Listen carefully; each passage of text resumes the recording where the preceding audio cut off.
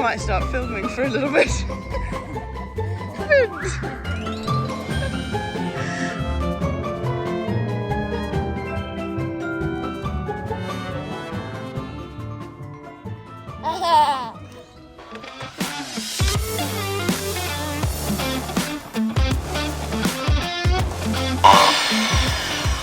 Right, let's get to work.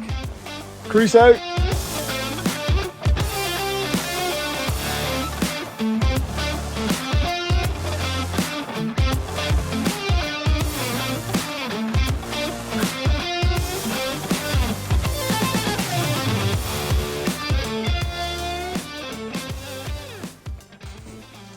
Welcome back to the tiny house. At last, I hear you all cry.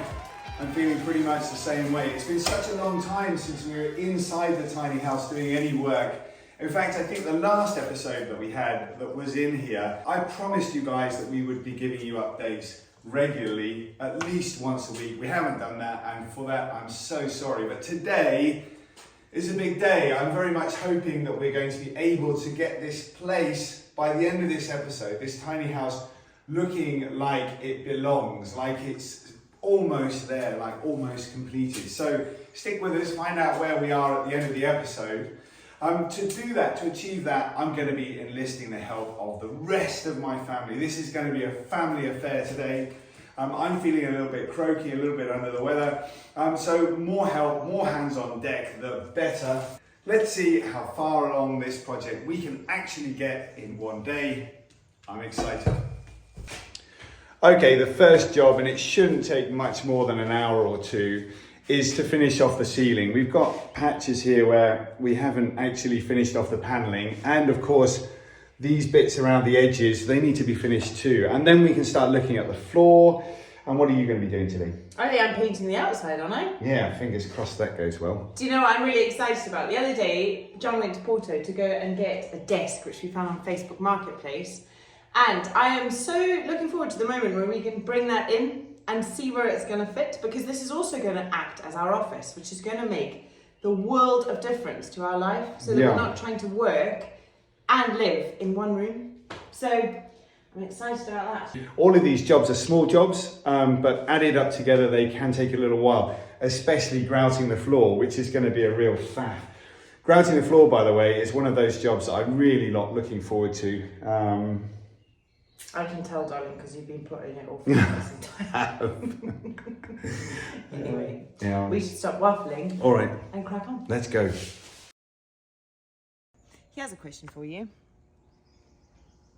Would it be crazy to think that maybe we don't need to paint the outside of the tiny house? Here's a question for you, team. Would it be crazy to think that we don't need to grout the inside of the tile? Okay, no, it's not the same thing. Yeah. No, because this concrete look, it kind of like blends in, and it's just quite subtle. If you paint it white, it's going to be really obvious. It blends in because it's been here since 1970. I know, but anyway, if you think we should paint it, give us a thumbs up. If you think we should paint it, leave us a comment below. But by the way, by the time you've left that comment, you're watching Tara paint. So whether or not you think it should be painted, it's definitely going to get painted today. I don't want to paint it. It's not a fun job. It is a fun job, darling. You're transforming something that is otherwise rustic into something that looks absolutely I know, fab. but painting is one of those things that you think is going to be fun, and it stops being fun after about 3 minutes. It isn't, because all the walls are very small here. Okay. They're small walls, and it's going to go for quite quickly. Okay, while Tara's making a very annoying noise outside, scraping away the moss and all the rest of that jazz, I'm going to start off with popping a piece of wood up here, up along the side. So that's going to do two things. It's going to cover the travesty that is the gaps between the wall and the ceiling board, and it's also going to help to attach the ceiling board to the walls as well, because I'll be drilling down through the board, and I'll also be fixing the board into the wall. So that's going to do two jobs. I haven't got a piece of wood that actually is the right size for that, so I'm going to have to saw one the right length. It shouldn't take too long though, it should just go straight into place, and then we're going to be able to finish paneling the entire ceiling. So tick tock, let's crack on.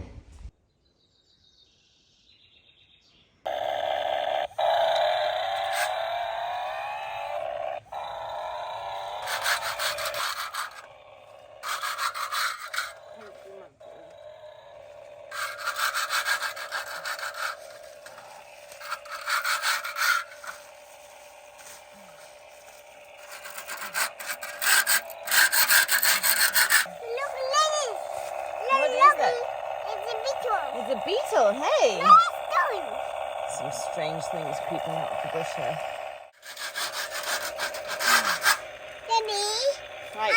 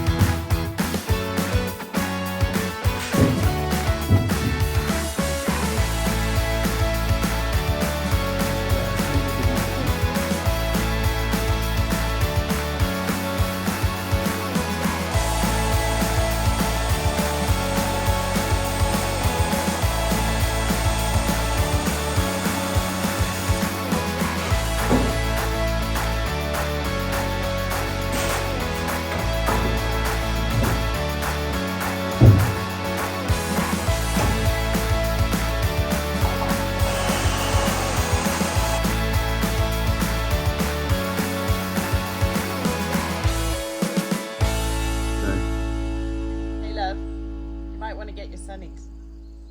Got your legs out. Is it? Yeah. Oh, I love your legs, darling. They're great. Oh, that's nice. It's pretty hot today, isn't it? Yeah, it's a lovely day. Right, I'm really going to try and get on with this wall. I was also thinking, you remember when we took the window grates out? Yeah. Loads of people commented to say, please make sure you do something fun with those because they're so pretty.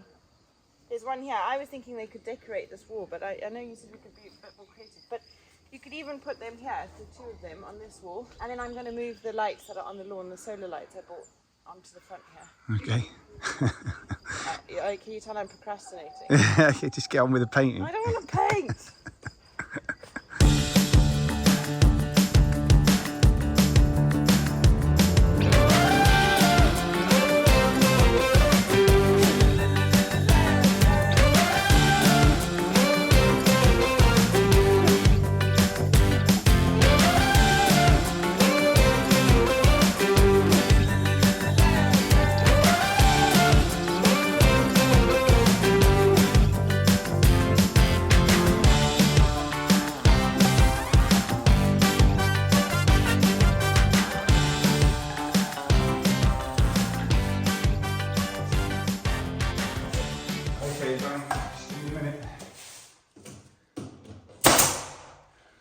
Alright, I've got the side bits up. That was a bit trickier than I thought it was going to be, and now I'm starting to put panels up right here.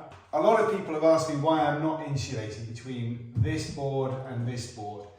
I mean, it's really simple. The answer is I don't think that this room needs heavy insulation. I think that the air insulation between here and the panels is going to be plenty.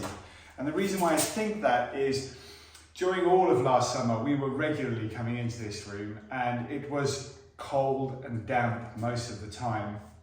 We've dried it out now by letting air flow through it, but I still believe that the trees that are sheltering it will keep it nice and cool in the winter. It's also a really, really small room, so if we were ever to need to air condition it or heat it, it wouldn't take very much energy to heat it up and store it.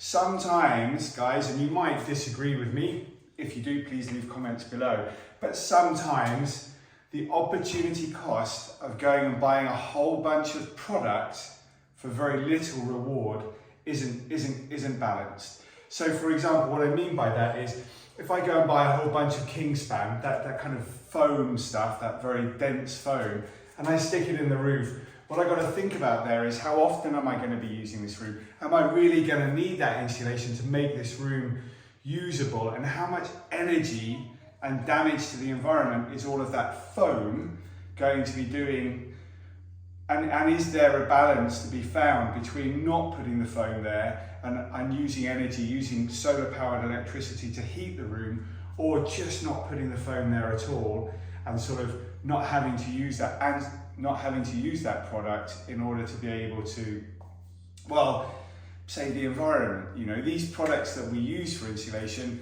they are not very good for the environment. They're plastics, they're polymers, they're recycled polymers for sure in a lot of instances, but the most dense, the most useful ones are always foams that aren't really very good for the environment, quite flammable too. So in this particular instance, I've decided to not put any insulation. The good news there, guys, is that if we change our mind in the future, it's super easy. Pop off the panels, put the insulation there, Bob's your uncle. But remember, we're also not putting a heated floor in or insulating the floor, and we're not insulating the walls. It just wasn't that kind of a project. It was supposed to be a fairly simple, straightforward, quick project. So here we are, no insulation in here. I'm really okay with that, and I think it's going to work. We'll keep you updated through the summer, let you know the temperatures in here, and see whether we were right. Great, crack on with the paneling. So, full disclosure, John is actually really not feeling very well at all. So, the best laid plans and all that jazz, we thought we would really crack on today and get the tiny house almost finished. I had visions of moving furniture in, but there's no chance John feels like grouting today. So, yet again, the tiny house project is paused. But stay tuned, because we are determined. And we do have a very real deadline, which is the end of May. You are watching this in real time. And also, really, next Monday, when we have my cousin and her husband coming back, and he needs a place to work that isn't surrounded by children. So, let's get this sorted.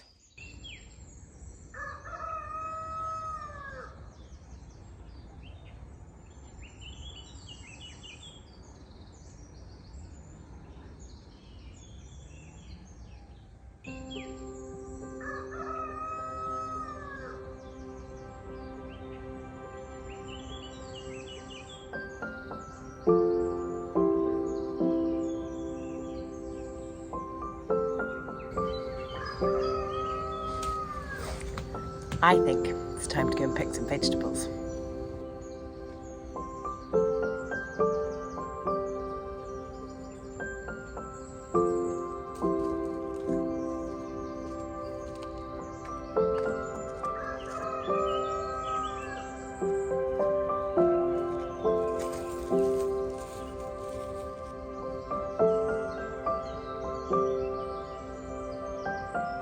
Hello, Phoebe. Good morning. See you out and about today. I want to pick some vegetables.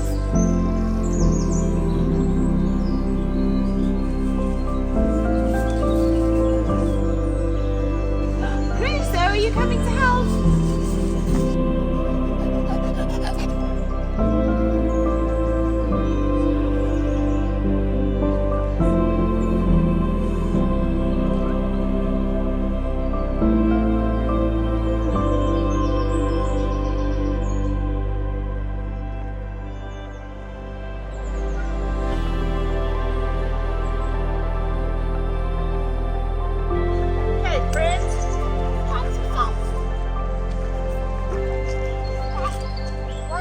It is a huge morning this morning because we genuinely have a lot of produce to pick, which is just unbelievably exciting. The peas are going crazy, our onions are ready. What else have we got? Broad beans. Oh, man, to finally be getting food from our crops is really exciting. Look at these beautiful peas. Look, Crusoe.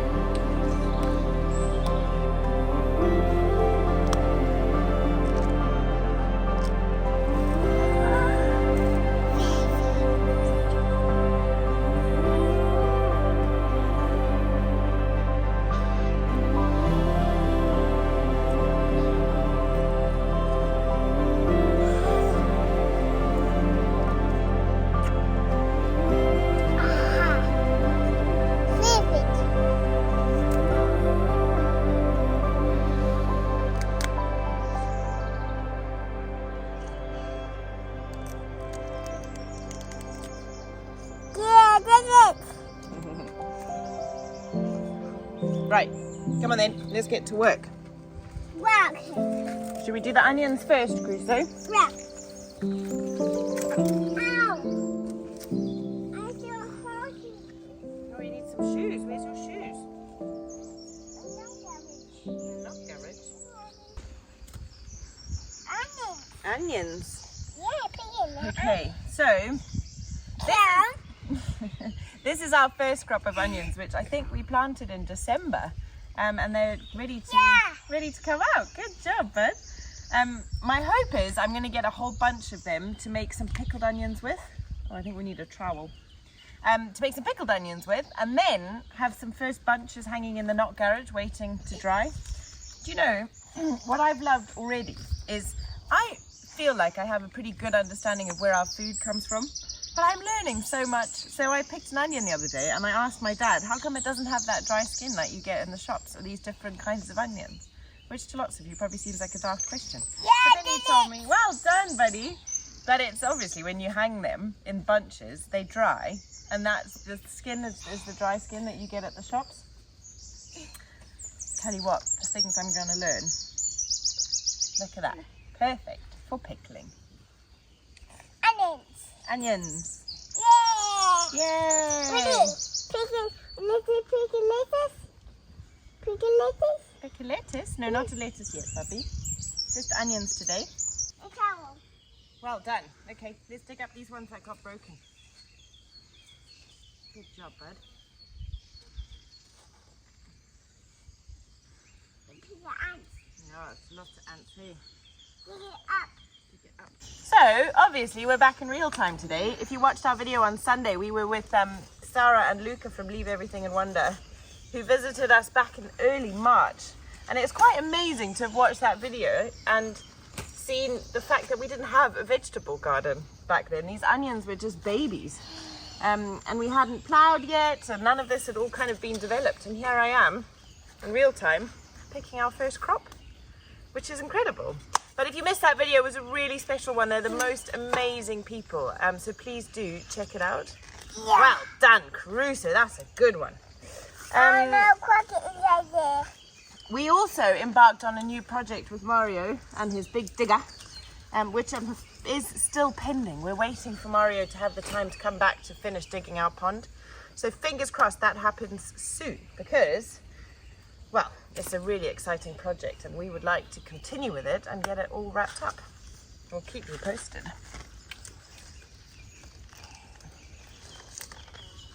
There, I did it. The big one. Did you pick one? Yeah. Good work. So we've currently got two different types of peas. These are Mange 2, which I must admit are not, well, they're not usually people's favourites. I really like them. I like them the most kind of straight off the plant while I'm working. We're getting a lot of them. I'm having to pick them almost daily to keep on, chickens helping out with the compost. I'm having to pick them almost daily to keep on top of what the plants are producing, which is incredible. But in my mind, there's only so much Mange 2 that you can eat, and I think I'm learning a valuable lesson in abundance. We have planted a lot of stuff, and it's really great fun to watch it all growing, and it's really important that we learn what grows well here and what doesn't. And we're being led beautifully by Joao and his dad Armando, whose advice and opinions and expertise we value hugely. One thing I've realised is that we don't need this many Mange 2 next year. Maybe half of the bed would be ample enough. So next time round, we'll do a little bit less of these and maybe more of the podded peas. So there you go. Future plans already in place. I think that's just about all the Mange 2 I can handle for the day. There's still so much on here though. And if you leave them too long, the peas get too, like the peas inside get big, and then you know that they're a little bit past it. They get quite chewy and a bit bitter. But anyway, I did an amazing thing the other day that was really tasty. I fried them up with just a little bit of ginger and garlic, and then a squeeze of lemon juice afterwards, and they were really delicious. I know they're great in stir fries. They're also pretty cool if you chop them up and put them in a salad. But if anybody's got any other ideas of things I can do with Mange 2, I would be so grateful. So please leave them in the comments below. One of the ideas I was thinking about yesterday, because I'm really aware that we're going to have so much produce, is perhaps we could all share with each other recipes and ideas and things to do with all of this stuff. So please, if you ever have an idea or a recipe, please leave it in the comments and I'll do my best to collect them all into a place and share them with you as often as I can, so that as a community we can all learn new things and new tasty ways to enjoy lovely, lovely produce. And who knows, maybe in time, if we get enough of them, we could put together a newbie community cookbook, which we could all enjoy from the comforts of all of our homes. Let's see. Do it.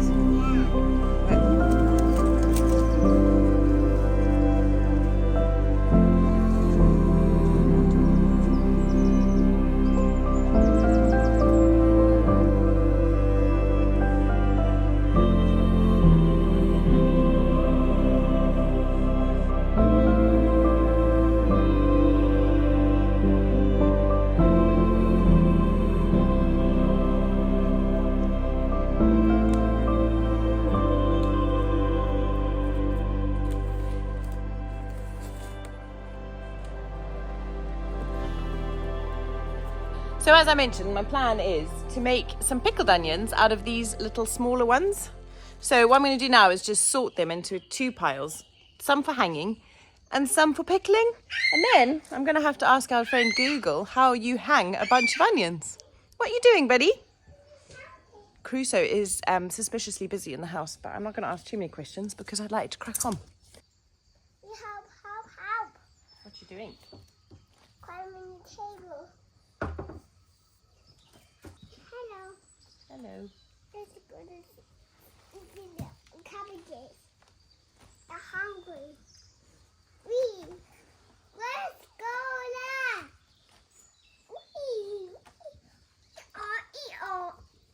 Oh, what's happening? Tell you what, I am feeling incredibly grateful right now. An extraordinary privilege, and one that I promise to never ever take for granted. This is absolutely magical.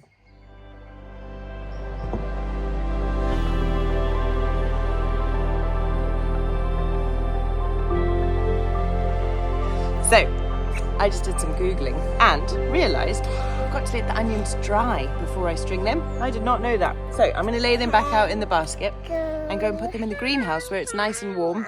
And hopefully in about a week, they'll be dry enough for me to string up.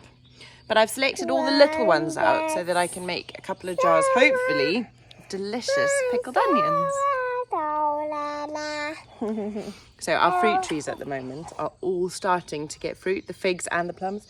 And this little person asks me almost every day, at least 4 times, figs ready yet?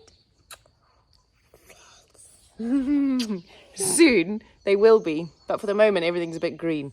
We're excited though, aren't we, buddy? Fig jam, plum chutney.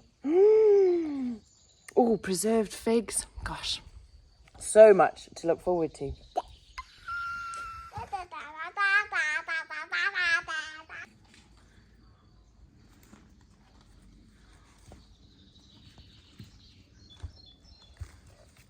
Okay. Get me the toast.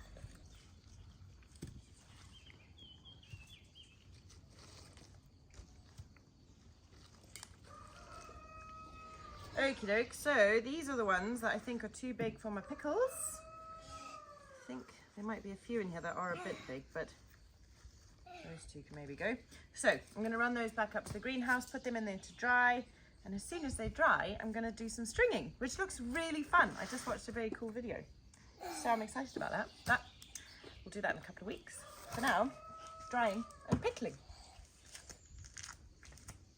While we're on our way to the greenhouse, all of this here is wild oregano. I don't know if you remember from last year, if you've been here a while, you might. Maria, who's our neighbour, showed me how to harvest it when it's ready. We've got to wait for it to grow quite tall and for it to flower, and then you take the flowers once they've started to dry. It was the best oregano I have ever tasted. And we have got so much of it. It's like all over the farm. So I'm really excited about that. And I'm trying to like mentally map out where it is so that I remember to harvest where it all is, and that we can get, so that we can get as much as possible, because we ran out and I was really sad because shop bought oregano just doesn't taste anywhere near as good. now to put these somewhere where the toddler can't reach them. Starting to run out of options as far as that's concerned, because he's getting incredibly industrious at being able to choose places to, or find ways to move things around so he can climb on stuff. Maybe up there on top of the chickens' hay. Right.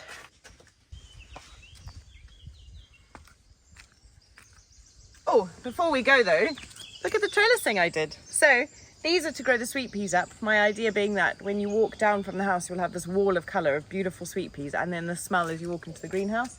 And then this is where we planted our cherry tomatoes. So we'll have like a room of cherry tomatoes.